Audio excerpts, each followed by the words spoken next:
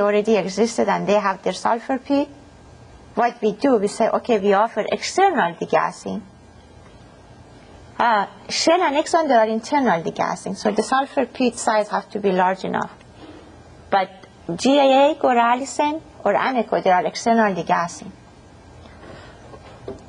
So that's the differentiation between those. There's another process called HYSPECT or NERSAL, that what they do is external, but it's not a tower. It's like a vessel with a catalyst.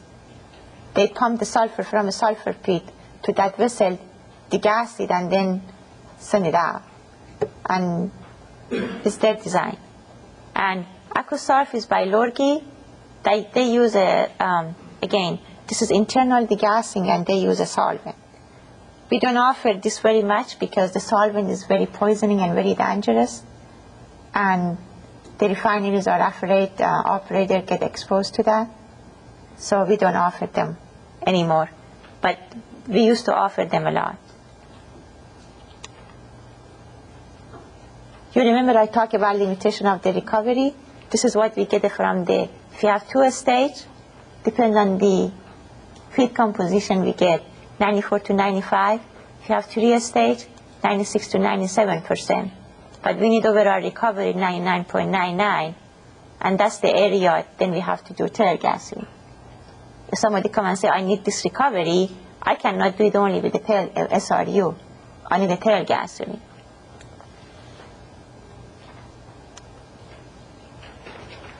The same thing I talk about the catalyst. We say we use aluminum or titanium, depend on our application, and we use a common mobile catalyst in the tail gas unit. And I mentioned that at the end of the tail gas unit, there is an incineration, that the gas was leaving the absorber have to go to the incinerator before it goes to the atmosphere. And that's numbered, the gas leaving the incinerator, again, we guarantee how much SO2 is in that gas.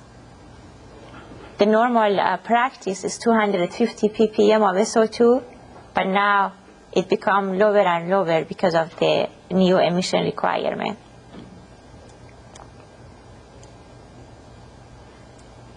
Vapor recovery system is again back to the emission requirement.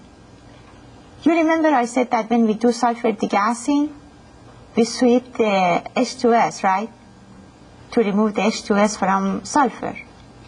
But where we send that H2S? Nobody asked me about that. The normal practice has been send that stream to the incineration. Okay? But the emission regulation sometimes do not allow us to do that. They say, hey, you're increasing your emission. They say, okay, you remove H2S from sulfur pit, you put it to incineration, it goes to atmosphere anyway. So what are you doing? We say, okay, no problem. We recycle it back to the sulfur plant. Or we recycle it back to the tail gas unit. Whenever is we can do it, depend on the application. And based on that, I call it vapor recovery system, because even when you degas the sulfur, storage it in the tank, it still release H2S. When you put it on the truck, those people want to sell the sulfur as a liquid, they keep it in the truck for like 3-4 days until they come and pick it up. It still is H2S. Of course there is. Has a vent. Where the vent goes? Nowhere. Has H2S. It's kill people. We have to have a pipe. We pipe it. We have to send, as I said, we send it to the thermal oxidizer if it's allowable.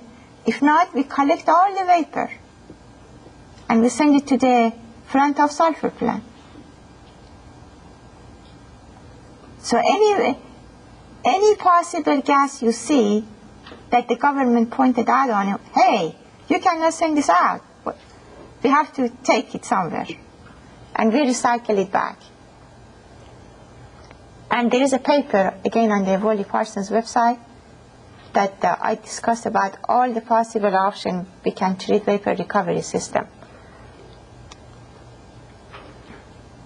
These are all the options. Okay, oxygen enrichment. What time is it? I want to go very briefly on the, do you want a 5 minutes break or so?